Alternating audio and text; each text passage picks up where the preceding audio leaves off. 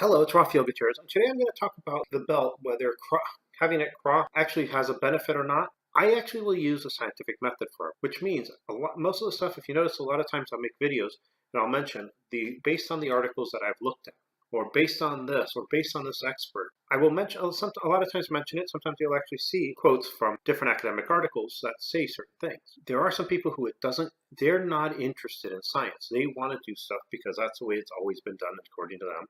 And so they use what was orally passed on from their teacher to them.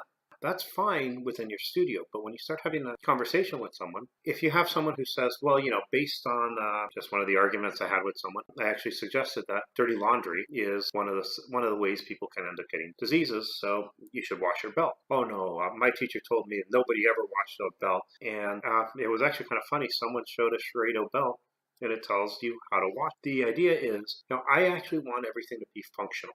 And to make it functional, you need to use a scientific method.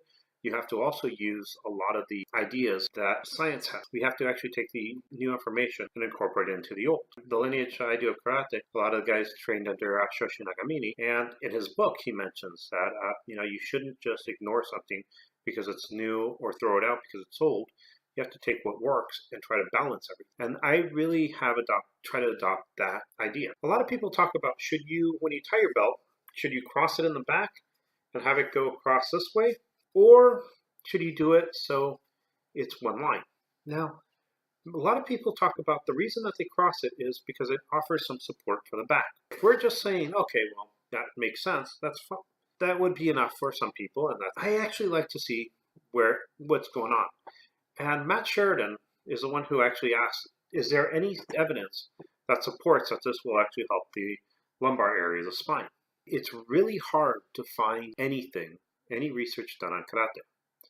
But what we can do is we can look at the structure of the back, we can look at the belt, how much it actually covers, and we can actually, with the belt aspect, we can end up looking at something else, and that's the back belts that you see people wearing at different places at work. First, what I'm going to actually do is, this is the typical thickness of a typical belt. If we cross it, here, right, a typical lumbar vertebrae, I found out, was anywhere between 23.6 to 33 millimeters tall. I'm going to do the average and say 30 millimeters. Now, 30 millimeters is 1.2 inches. That's the yellow part you see here. Now, is it possible that this is enough to cover one vertebrae? And the answer is yes.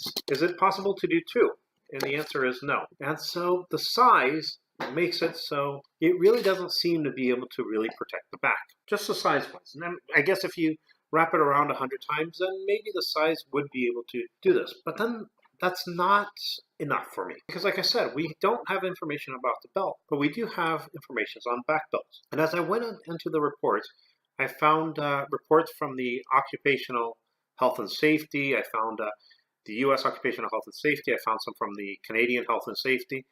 I looked at all the academic journals I could, and at the end of the day, what I found is, for the most part, at best, these articles were inconclusive. At worst, at worst, there was one that suggested that there was some increase in damage in causes.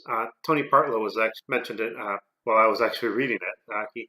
He told me there was some support. There was some articles which actually found that the back belts are actually the cause of decreased activity. When we actually get to the end of the entire thing, if an entire belt which protects the entire back doesn't help, or in some cases actually cause more problems, a soft cotton belt crossed like this, especially as it's actually not at the area where the vertebrae would actually be protected, has no effect. And so one of the things is, if you're doing it because you like the way it looks, or it makes you feel better for some reason, then you could just say this is my preference. But if you're doing this because you think, oh well, this is going to help protect my back, the data suggests that there is no evidence that this actually helps. Pretty much the size is too small, and second, even the ones that were intentionally made to help that showed no evidence that belts help your back.